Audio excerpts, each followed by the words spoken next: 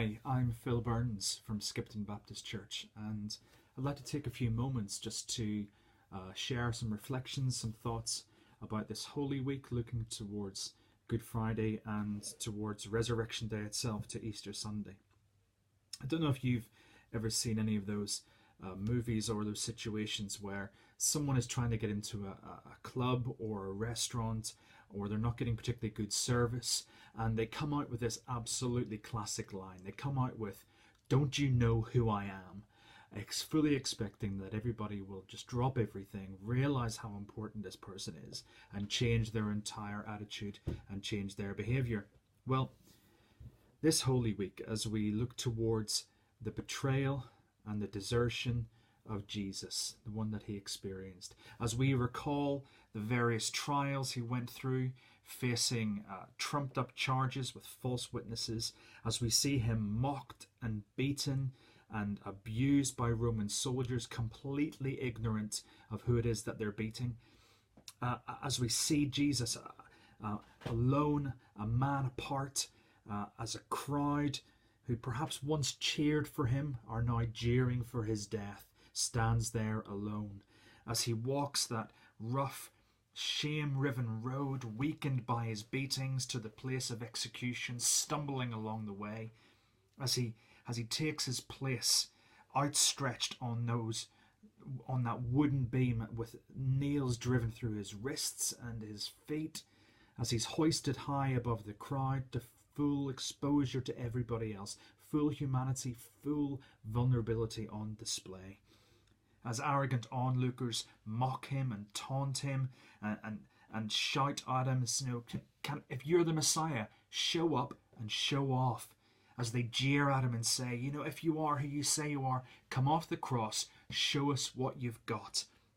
And all these people, betrayers, deserters, mockers, judgers, beaters, abusers, rejectors, what they have no idea about is that at any point at all during Jesus' life, any point at all during that Holy Week, that holy, awful week, at any point in the torture of the Thursday night and the Friday morning and the beatings and abuse, at any point in all those times, Jesus could have cried out, literally, "Don't you know who I am?" We know this, that in the Garden of Gethsemane, when Peter attacks the guards who come to arrest Jesus, Jesus turns to him and says, don't you think that I could command 12 legions of angels and they would come and fight for me? Then he says, but this is how it has to be. This is how it needed to be in order for love to win. We're really familiar with all the depictions of the Easter story, I'm sure, almost to the point of becoming too used to those pictures. All the beating and the mocking and the spitting and the abusing. I don't think I would have been able to go through it. And here's the thing, I wonder if instead of this well-worn trial and crucifixion scene being one of weakness and brokenness and of defeat, perhaps it's actually one of ultimate strength, ultimate endurance, and dare I say, holy defiance. There's a scene in the movie Gladiator where Maximus, who's the Russell Crowe character, he's one of many slaves who's kind of being auditioned to become a gladiator, and how they're doing it's not exactly the X Factor, but how they're doing it is these slaves are lined up, and the slave master, the gladiator master, calls them out one at a time, gives them a wooden sword and attacks them, and they all defend themselves to greater or lesser extents. If they do well, they get accepted, and if they don't, they get rejected. And when it comes to Maximus's turn, he's given the sword and he throws it away. The master comes up and tells him to take the sword, and he refuses to do it. And so he wallops him in the stomach and he crumples down on the floor. And then he stands up again.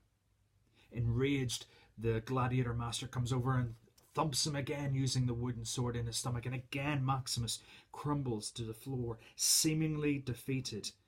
And not deterred, he hits him again and he falls down, but he stands up again and he stares his beater in the face. With each exchange, the anger and the strength of the beatings increase, but equally the defiance in Maximus increases too. Eventually, the owner of the gladiator stops because the strength of Maximus is seen more in his taking the punishment and rising again than in him fighting back. And couldn't that picture be absolutely applicable to Jesus during that holy week of betrayal and rejection and abuse and mockery? See, the power of Jesus is seen not in his ability to fight back, to come off the cross and unleash the heavenly armies, but in his taking the beating that sin and sinners not only inflict on him, but it's the beating that sin and sinners deserve themselves.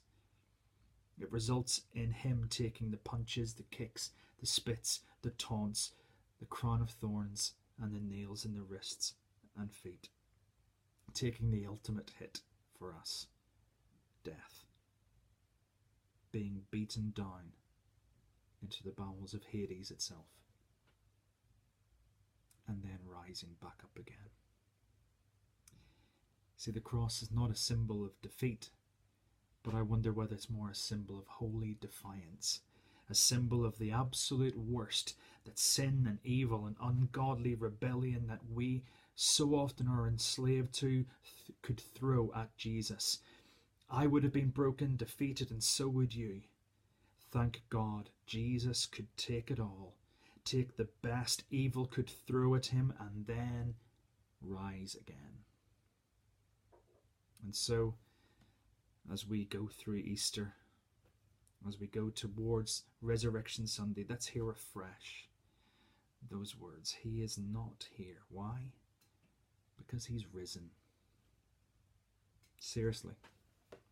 With massive relief, gratitude, let's say hallelujah to that. He has absolutely risen.